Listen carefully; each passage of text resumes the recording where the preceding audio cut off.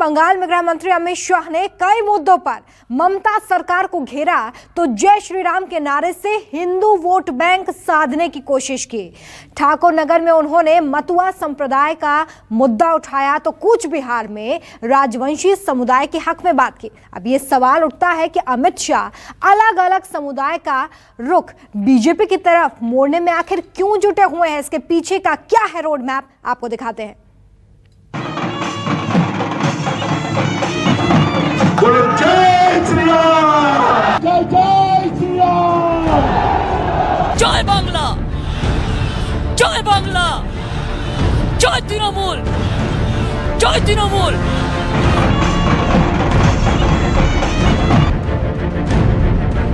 ममता दीदी अंडे की बात करती थी, वो अपनी खुद की सीट ढूंढने में पड़ गई कि यहाँ से लड़ूं या वहाँ से लड़ूं, वहाँ से लड़ूं या यहाँ से लड़ूं, एक जगह से लड़ूं या दो जगह से।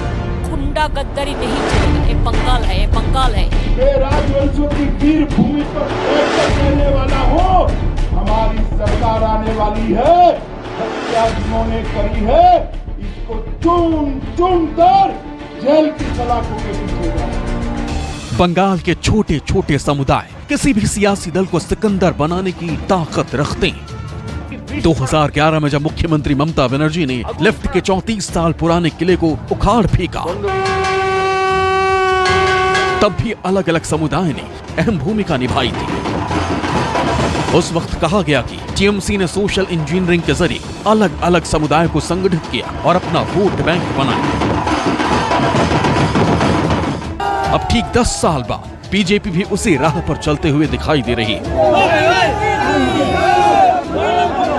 क्योंकि बीजेपी भी बंगाल में अलग अलग समुदाय के वोट बैंक हासिल करने की रणनीति में जुटी। ये तस्वीर उस वक्त की है जब अमित शाह कूच बिहार में एक जनसभा को संबोधित कर रहे थे। जय श्री राम, जय श्री राम। उनकी रैली में पीले रंग के झंडे बड़ी संख्या में दिखाई दे रहे थे। ये पीले रंग के झंडे बंगाल के राजवंशी समुदाय की पहचान है। राजवंशी समुदाय का रुख अपनी तरफ करने के लिए अमित शाह ने राजवंशी सांस्कृतिक केंद्र बनाने का ऐलान किया। आपको वादा करता हूं कि भारतीय जनता पार्टी की बंगाल में सरकार की स्थापना होने के बाद 500 करोड़ के खर्च से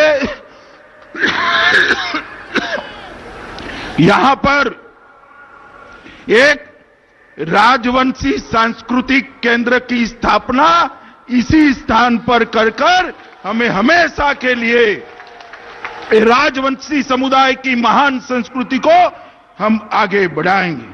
आपके गुंडे चुनाव के दिन जनता को परेशान करेंगे। मैं आपको कहने आया हूं, इस बार भारतीय जनता पार्टी दमखम के साथ चुनाव के मैदान में है। किसी माई के लाल की हिम्मत नहीं है कि चुनाव को प्रभावित करे। परिवर्तन यात्रा के जरिए बीजेपी ममता सरकार के खिलाफ एंटी इनकम्बेंसी फैक्टर को सामने लाना चाहती है, साथ ही अपने हिंदू वोट बैंक को भी मजबूत करने की कोशिश में।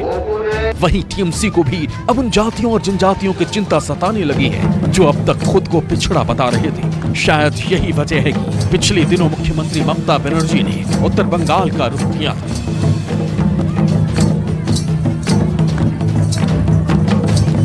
बीजेपी क्या है? वॉशिंग मशीन है।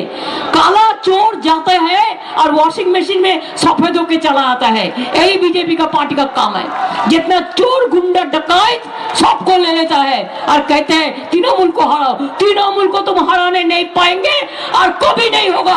तृणमूल आएंगे, तृणमूल है, तृणमूल जीतेंगे, तृणमूल जीतेंगे, तृणमूल जीतेंगे। राजवंशी समुदाय बंगाल की राजनीति में तो प्रभावी नहीं रहे, लेकिन सूबे के उत्तर में इनका खासा असर है।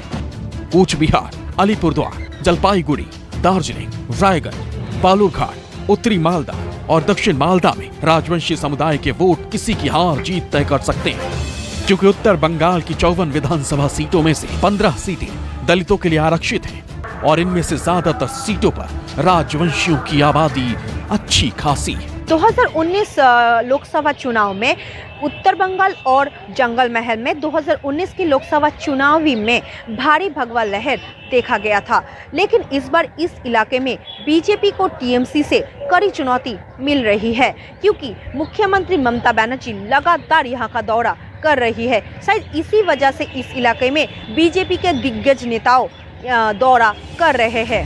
यानी बंगाल में अब बदलाव की एक दबी हुई नई लहर दिखाई पड़ रही है, जिसमें हिंदुत्व की धार का तो इस्तेमाल हो ही रहा है, साथ ही इनमें से बहुत से समुदाय बीजेपी की तरफ जाते हुए भी दिख रहे हैं। और अगर किसी में अब भी नाराजगी और मायूसी है तो वो परिवर्तन यात्रा के जरिए बीजेपी दूर करने की कोशिश में है। सिलीगुड़ी से मनु कृष्णा, मुर्शिदाबाद से मनाली दत्ता, आसनसोल से अमरदेव पासवान के साथ मनोज पांडे, न्यूज़ 24 ठाकुर नगर। तो बंगाल में चुनाव तारीखों का ऐलान अभी हुआ नहीं है, लेकिन सियासी दल अपनी राजनीतिक जमीन मजबूत करने का काम बंगाल में करते हुए नजर आ रहे हैं। नमस्कार, मैं हूं मानक गुप्ता। अगर आपको हमारा ये वीडियो पसंद आया हो तो इसे लाइक और शेयर जरूर करें, और हाँ, हमें सब्सक्राइब और फॉलो करना ना भूलें, ताकि आप देश और दुनिया की कोई खबर मिस ना करें। तो जुड़े रहिए हमारे साथ और देखते रहिए न्यूज़ 24।